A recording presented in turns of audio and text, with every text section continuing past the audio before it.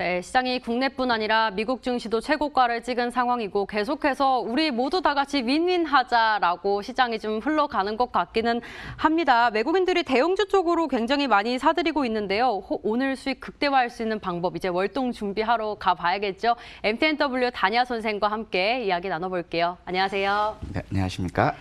예, 먼저 시장 이야기 잠깐 나눠보려고 합니다. 전고점 돌파 가능할까가 요즘 최대의 관심인 것 같은데 네. 시장 어떻게 보고 계세요? 충분히 가능합니다. 네. 자, 그 근거는 뭐냐면 제가 이제 계속 말씀드렸던 부분이 아시아 시장에서는 니케이라든가 대만 증시가 신고가를 경신했죠. 그리고 다우와 나스닥을 보시더라도 신고가 부근에다 지금 조정을 받고 있는 부분이고 독일의 닥스 역시도 전고점 부근에 왔다라는 겁니다. 그렇다면 아시아 시장에서 우리 코스피 시장이 뭐가 못났다고 전고점 돌파를 못할까요?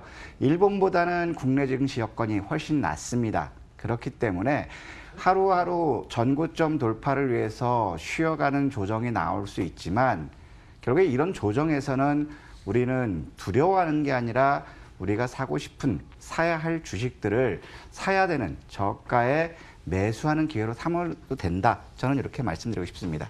네, 그러면 이제 또 전략을 세워봐야 할 텐데 그 전에 11월 달 단칼 전략에서 주셨던 종목들 수익률도 잠깐 체크하고 넘어가려고 합니다.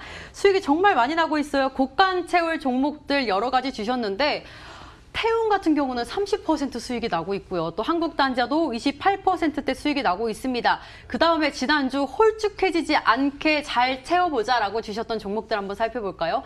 자동차 부품주 관련해서 이야기도 해주셨고 성광밴드 같은 경우도 19%대 뭐 S외 평화전공 모두 다 잘 올라가고 있는데 잠깐 이야기 한번 들어볼까요? 지금 마찬가지입니다. 일단 지금 이런 주식들이 움직였던 것은 바이든 공약이라든가 트럼프가 당선되든 누가 되든 국내 증시에는 유리하고 해당 종목군들은 움직일 수 있다라고 말씀드렸고요. 또 지난주에는 우리 월동 준비 잘하자. 이제 쌀쌀한 날씨가 되지만 결국에 월동 준비를 한다라는 것은 무엇이냐면 우리는 나무를 보는 게 아니라 숲을 보고 그 숲 안에 있는 튼튼한 나무를 고르는 거거든요. 전방산업이 그동안 부진했다가 좋아지면 거기에 해당하는 기업군들 역시 실적이 좋아지죠. 이런 것들은 지금 일회성이 아닙니다. 일회성이 아니고 이들 기업체들의 실적은 올해보다 내년이 기대되기 때문에 이거는 갈수록 더 괜찮아질 수 있다.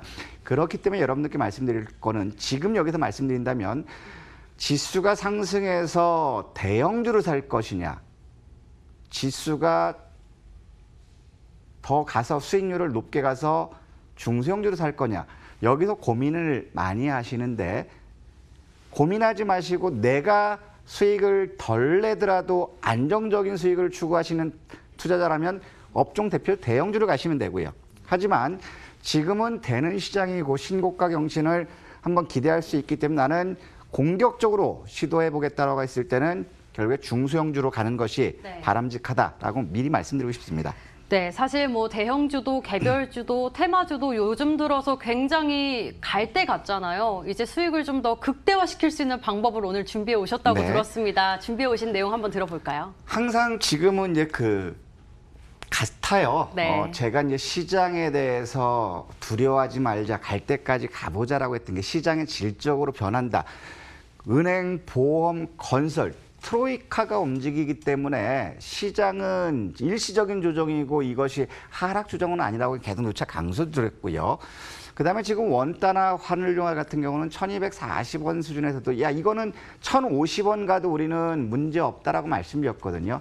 1100원이 깨지면 안 된다라고 그렇게 얘기를 했던 많은 분들이 이제는 1050원까지 보고 있어요. 저는 1050원도 큰 문제 없고 외국인들 수급도 있다 보시겠지만 1230원이 깨지는 시점에서 외국인들이 매수로 많이 들어왔다는 겁니다. 이 부분 문제 없고요. 그다음에 FDA에서 코로나19 백신 긴급 사용 승인 신청하면서 지금 시장에서는 관련주들 움직이고 있습니다. 이거는 단기 테마죠. 그래서 우리는 뛰는 호랑이 등 탈 용기 있으면 이런 거 타도 됩니다. 하지만 저는 지금 상황에서는 꾸준히 안정적으로 갈 수 있는 그러한 쪽으로 한번 보는 거고요.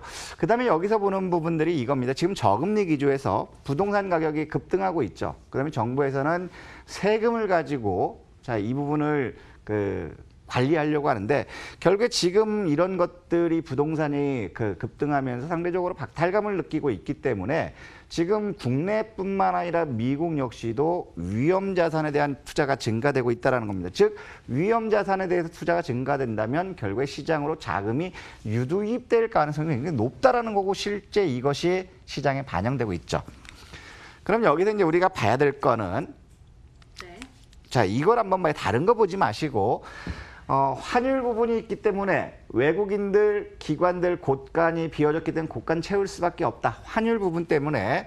자, 지금 현재 본다면 11월 들어서 어제까지 외국인들 5조 원 네. 넘게 순매수했습니다. 특히 기관들은 1,500억 순매를 보였지만 의미 있는 걸 보십시오. 금융투자. 그동안 팔아제끼기 굉장히 급급했었죠. 금융투자 1조 4천억 매수하고 있고요. 그다음에 코스피 같은 경우 보면 외국인들 역시 3조 4천억 순매수하고 있습니다. 기관들 매도하고는 반대죠. 그러면 여기서 봐야 되는 것들은 외국인들은 국내 증시에서 원화가 강세고 기업들 실적이 나오기 때문에 매수할 수 있고 선물의 매매 행태만 보자라고 말씀드렸는데 결국에 선물에서 매수 포지션 유지하고 있다는 것도 역시 외국인들은 조정보다는 상방으로 보는 게 아닌가라는 견해고요. 자, 그다음에 여기서 봐야 될 게 이제 예탁금을 보면 어제 상황에서는 10% 증가됐습니다. 6조 1천억이 증가됐어요. 62조 원대 왔거든요. 그다음에 국내 주식형 수익증권 역시도 보면 이제 유입되고 있는 것들, 그다음에 신용거래 늘고 MMF 늘고. 그러면 이건 뭐냐면 증시 주변에 자금이 증가된 거 있다라는 것은 결국에 시장에 대해서 긍정적으로 보기 때문에 시장에 자금이 유입되는 거다라고 말씀드리고 싶고요. 네. 자, 요게 투자자 나왔네요. 그다음에 이제 다른 것들 이걸 이따 환율은 제가 자세히 보겠지만 지금 1,106원이거든요.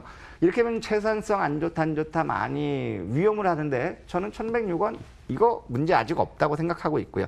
그다음에 우리가 봐야 될 게 저는 CDS, 크레딧 디폴트 스왑이죠. 국가 부도를 나타낼 수 있는 위험지표인데 자, 이 부분이 21.95로 중국보다 낙폭이 더 컸고요. 작년 연말보다 더 낮아졌다는 거죠. 그러면은 해외에서 한국을 바라보는 것들은 2019년보다 2020년이 더 낫다라는 거죠. 그렇다면 외국에서 보는 시각이 한국 증시가 긍정적이라는 것은 결국에 외국인 투자자들이 한국 주식에 투자할 수 있는 근거를 뒷받침하고 있다는 것입니다. 자, 그다음에 여기서 또 보셔야 될 게 이게 환율 추이를 제가 이제 말씀드렸는데 어떤 거냐면 자, 지금 이거는요. 2008년 금융위기가 왔을 때 2009년 3월 달 종합주가 지수는 1206포인트였거든요. 그때 원달러 환율은 얼마까지 갔냐면 1598원이었다가 이때는 1900원까지 갔다라는 거죠. 네. 지금 지수는 지금 1206포인트였고 원달러 환율은 1190원까지 아니 1900원대까지 갔다라는 것들은 1598원까지 갔다라는 것. 근데 결국에 여기서 올라오면서 2010년도 봤을 때는 환율이 원달러 환율이 결국에 1068원까지 왔거든요. 그러면 이제 환율이 여기까지 왔다라는 거예요. 그러면 여기서 환율이 1100원대가 무너지고 1090원, 1080원대가 된다 하더라도 궁극적으로는 외국인들의 매수가 더 확대될 요인은 충분하다. 네. 그렇기 때문에 환율 부분은 크게 염려하지 마셔라. 자, 그다음에 이거는 한번 보여드릴게. 자, 이겁니다. 자, 지금 현재 외국인들 앞으로 시장이 어떻게 될까? 저는 우상향으로 보고 있고 못 가더라도 전인 미답의 코스피 신고가를 한번 구경할 수 있다라고 보는 부분이 뭐냐면 지금 이겁니다. 외국인들 선물 매수하고 코스피 지금 워낙 강세로 매수 들어오고 있고 그다음에 코스닥 같은 경우는 지금 흔들릴 수밖에 없죠. 왜냐하면 시가총액 상위 종목 바이오 업종들이 등락이 심하다라는 겁니다. 그래서 이런 것들을 봤을 때 코스피라든가 지금 코스닥 같은 경우 바이오 업종이 흔들리고 있어서 제한적인 움직임은 보일 수 있지만 코스피와 마찬가지로 코스닥 역시도 전인 미답의 길을 한번 밟아볼 수 있다. 그렇기 때문에 지금은 여러분들 크게 염려하실 시장은 아니다라고 말씀드리고 싶고요. 자, 그러면 여기서 이제 여러분들께 말씀드리고 싶은 건 이겁니다. 여기서 우리가 어느 쪽으로 갈 거냐? 대형주로 갈 거냐? 중소형주로 갈 거냐? 어느 쪽으로 가느냐가 굉장히 중요하죠. 그렇다면 어느 쪽으로 가든 상관없습니다. 기업의 실적 개선이 기대되는 sek터 보셔야 되겠죠. 그 다음에 여러분들이 쉽게 보실 게 뭐냐면 코로나19로 인해서 직격탄을 받았던 업종들, 거기에 있는 종목들 선별하신다면 여러분들 좋은 투자 대안 만들 수 있다는 것이고, 작년보다 2019년보다 2020년 기대되는 업종들이 유통업이라든가 IT 소재 부품 장비, 자동차 부품 장비, 조선 기자재, 그 다음에 항상 말씀드린 아스트를 계속 말씀드렸었죠. 항공 부품 기자재 역시도 이제는 올해보다 더 나은 내일이 기대될 수 있기 때문에 이들 섹터들 중에서 여러분들이 선택하셔도 문제가 없다라는 것이죠.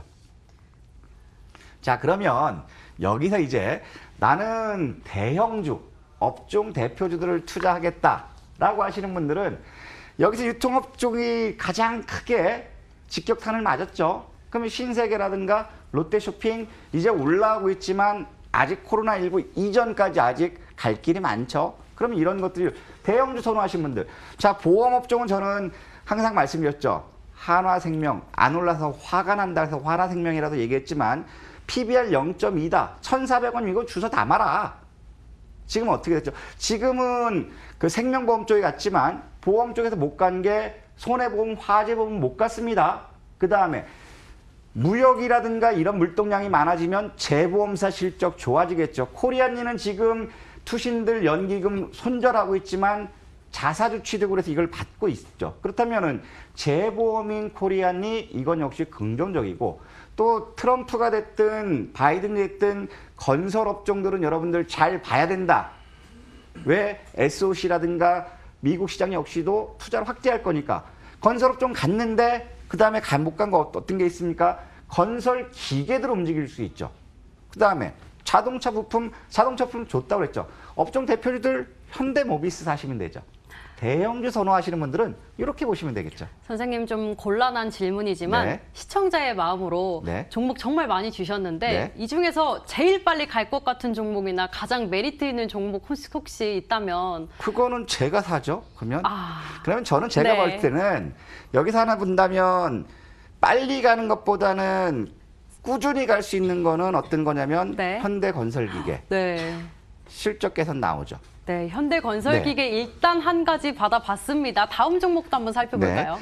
자, 그 다음에는 여러분들 저는 이제 그 수익을 네. 극대화하는 쪽으로 가냐. 예. 이게 배터리, 여기 있다. 네. 배터리가 있구나. 저는 이제 중소형주로 한번 우리가 투자 전략을 확대했으면 좋겠다라는 거예요. 이거는 지난번에도 말씀드렸죠. 전방 산업이 좋아지면 결국에 해당하는 기업체들 굉장히 좋다고 했습니다. 앞으로 전방 산업의 실적 기사들은 자동차 업종 좋다라는 거 다 인정하죠. 조선 이제 좋아지고 내년 수주 증가한다 기대하죠.